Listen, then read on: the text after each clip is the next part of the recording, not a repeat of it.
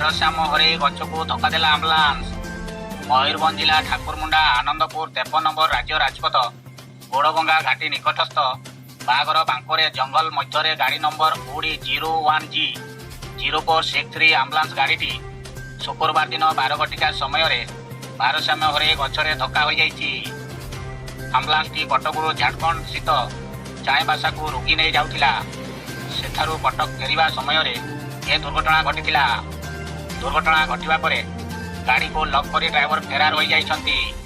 ସ୍ଥାନୀୟ ଲୋକଙ୍କ କହିବା ଅନୁସାରେ କାହାର କିଛି କ୍ଷତି ହୋଇନାହିଁ। ଗାଡ଼ିର ବାମ ପାଖ ଚକାଟି ଗଛରେ ମାଡ଼ ହୋଇଯାଇଛି।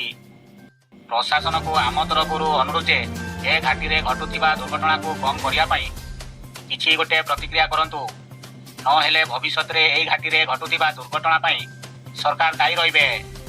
ଠାକୁରମୁଣ୍ଡାରୁ ସଞ୍ଜୟ କୁମାର ହୋଙ୍କ ରିପୋର୍ଟ।